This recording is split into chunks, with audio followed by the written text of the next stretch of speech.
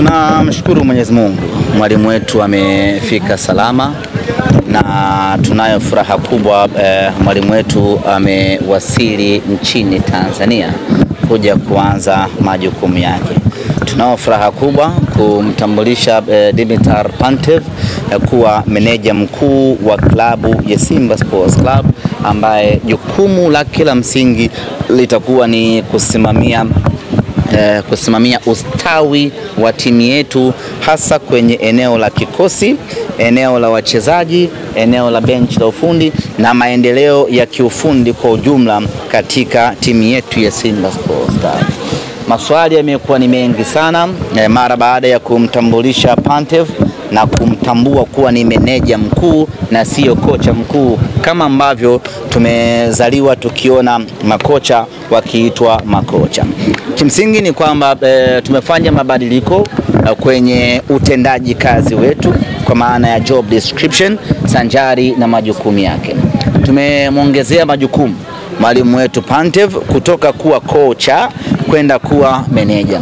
Kocha ni mchezaji ambaye anadili on the field, yani ambaye anadili na majukumu ya field pekee, kwa maana ya uwanja wa mazoezi na uwanja wa mechi. Sasa tumehama huko kwa Pantev, yeye tumemwongezea majukumu. Anakuwa na jukumu jingine la kusimamia ustawi wa wachezaji, kwa maana ya usajili wao, maslahi yao, na kama haitoshi kutoa mapendekezo na ushauri, nani asajiliwe, nani aondolewe, nani abaki, nani atolewe kwa mkopo. Kila kitu kuhusiana na wachezaji kinakuwa kinapitia kwa meneja Pantev, lakini vile vile kuzungumzia maendeleo ya mchezaji mmoja mmoja na kutoa ushauri, lakini kusimamia technical staff wenzake wote, kwa maana ya kusimamia kit manager, kumsimamia team manager, kumsimamia food manager, kuwasimamia watu wote wa masuala ya kiutabibu. Hiyo ndio inakuwa kazi yake yeye. Kwa hiyo tumemwongezea majukumu kutoka kuwa tu kocha na kwenda kufanya majukumu yote ambayo yanahusiana na kikosi. Na huu ndio utaratibu wa dunia nzima, hasa dunia ya kwanza iliyoendelea. Huku dunia ya tatu ndio inawezekana ikaonekana ni jambo jipya, jambo la ajabu, lakini kiuhalisia ni jambo ambalo lipo kwenye modern football. Na kwa kuwa Simba Sports Club ni timu inayoona mbele, tumelazimika kufanya hayo mabadiliko. Ni kama ambavyo zamani ilikuwa kila msemaji wa timu anaitwa tu afisa habari, msemaji na vitu kama hivyo. Lakini baada ya Simba kuintroduce meneja habari na mawasiliano, hivi sasa kila msemaji katika klabu yake naye anajiita meneja habari na mawasiliano. Yote hiyo ni Simba Sports Club ndio ilitoa darasa na elimu na kutoa mabadiliko mapya na kuintroduce meneja habari na mawasiliano, na wengine wote wakahama huko, wakaanza kujiita na wenyewe meneja habari na mawasiliano, hata kama hawajui maana yake, lakini waliamua kuiga nini Simba Sports wamefanya. Kwa hiyo na hii tumehama, tunaamini na wengi pia watatufuata huko. Kwa hiyo ni kuwatoa hofu wale ambao wameshaambiwa kwamba kocha mkuu hivi sasa kikanuni ni Suleiman Matola, huyu anakaa kama meneja. Hizo ni kanuni tu, hizo ni kanuni, lakini huyu ni meneja mkuu ambaye ndani yake kwenye ile managerial kuna coaching staff, kuna coaching technique, kuna coaching mipango. Sijui umeelewa eh? Kwa hiyo utakapokwenda mazoezini utamkuta meneja anasimamia mazoezi. Utakapokwenda kwenye mechi utamkuta meneja. Popote utakapokwenda utamkuta Pantev anatimiza majukumu yake ipasavyo. Ni ipi role ya Pantev mama?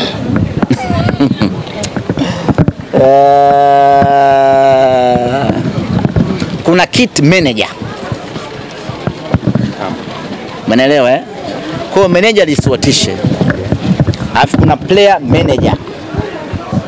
Kazi yake ni kupanga ratiba, leo tunaingia kambini saa ngapi, natoka saa ngapi, chakula saa ngapi. Alafu kuna food manager. Kwa msichanganyikiwe na neno manager. Alafu kuna manager mkuu. Sasa overall managers tuliokuwa nao tuna meneja mkuu ambaye ni bwana Pantev.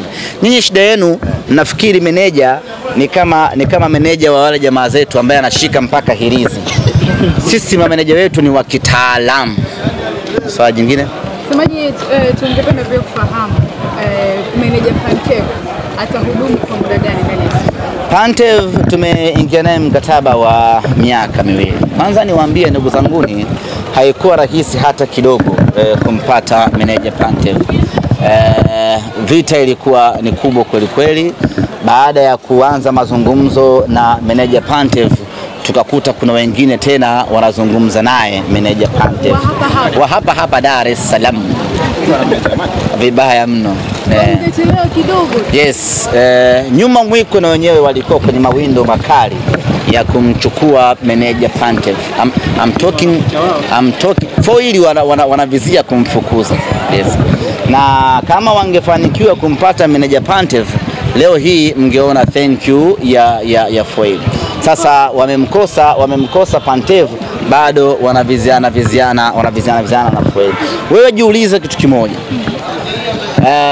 Wanapambana kuaminisha watu kwamba Pantev hana vigezo, lakini wanazungumza kwa uchungu kwamba imekuwaje mmechukua meneja asiyekuwa na, yani wao wanapata wapi uchungu? Sisi tukiingia chaka, si tumeingia chaka, si tumekosea? Sasa wao wanapata wapi uchungu? Technically walitakiwa kufurahi kwamba yes, wanetu wamevaba, wamekwenda kuchukua mwalimu hana vyeti, lakini wao wanaumia. Kwa nini waumie? Yani wao wameanza lini kutuhurumia sisi au kupata uchungu sisi tunapokosea? Kiukweli ni kwamba wanajitahidi kutoa mfundo. Umeona kama sisi tunapambania foil ya bati. Sasa kwa nini na nyinyi mnaona anafanya vibaya lakini mnapambania? Ewa adui